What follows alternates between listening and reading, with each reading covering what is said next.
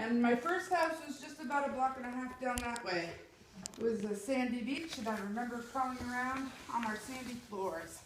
And I grew up here in Westport until I was 12, and then we moved to Aberdeen. And for the most part of my life, I have lived in Grays Harbor. I traveled Mexico as a young adult, and then I came back, and I was in the criminal justice system. I couldn't find a job as a convicted felon. Nobody wants to give you a job. I was a drug addict. I just celebrated 11 years off of needles.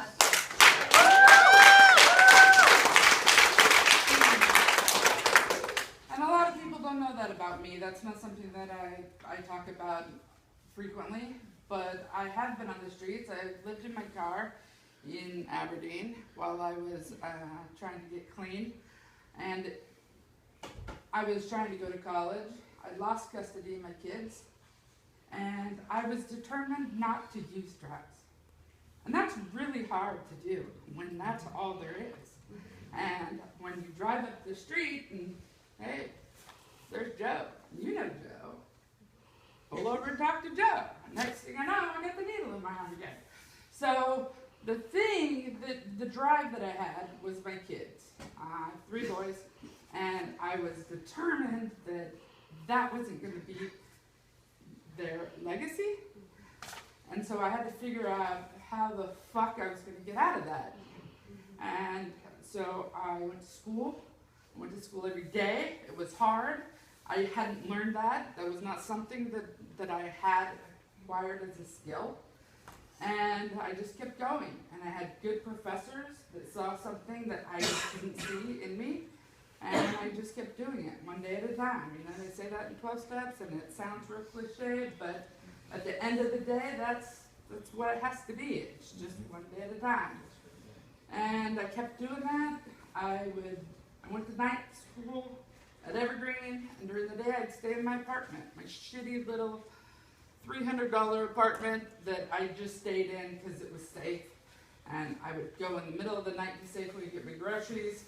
And I would go straight home and with my blinders on because I didn't want to see anybody I knew. And I didn't go to Jack in the Box, and I didn't go to Denny's, and I didn't go to those places because I knew I'd see XYZ there and I'd get loaded. And I just kept doing it, and I kept doing it, and I kept doing it, and it was hard. It was fucking hard. There was no easy part about it. And before I knew it, I had a year. And I was like, how did I get a year? And then I had 2 years, and then I had 5 years. And when I had 5 years, I graduated with my master's degree.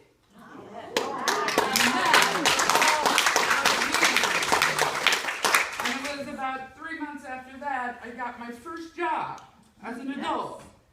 My first job. I was 35, probably. And I decided I'd go to that job every day. Every day. That's the commitment.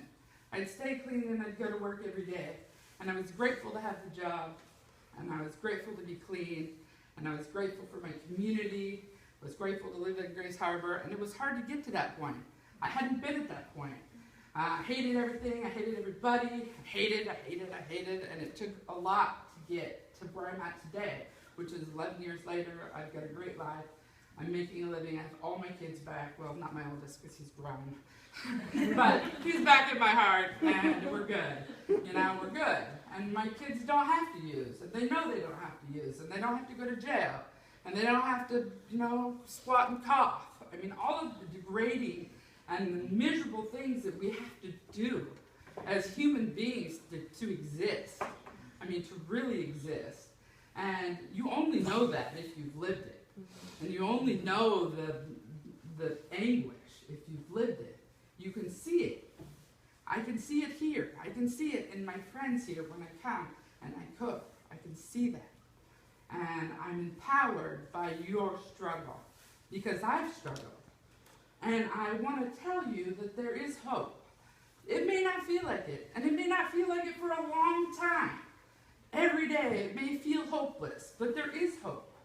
There is hope because I did it. And I'm not anything real special. I'm just an addict, and And I did things. I did bad things. I did lots of bad things. But that doesn't make me that. I'm a good person, I have a great heart, and I am dedicated to my community, to my ministry, and I'm dedicated to you, to everybody, to be able to bring my message of, I hope that it's inspiring. I hope that people who are, getting out of jail can think that, this lady did it, maybe I can do it. Maybe I can just do one thing, and it's never good. I never thought that I'd get here. I never thought that.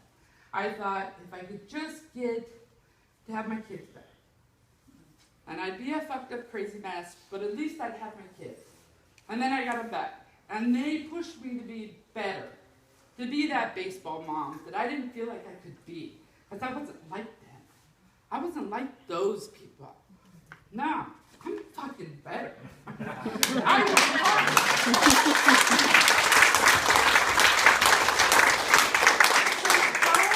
Don't judge other people's outsides by your insides.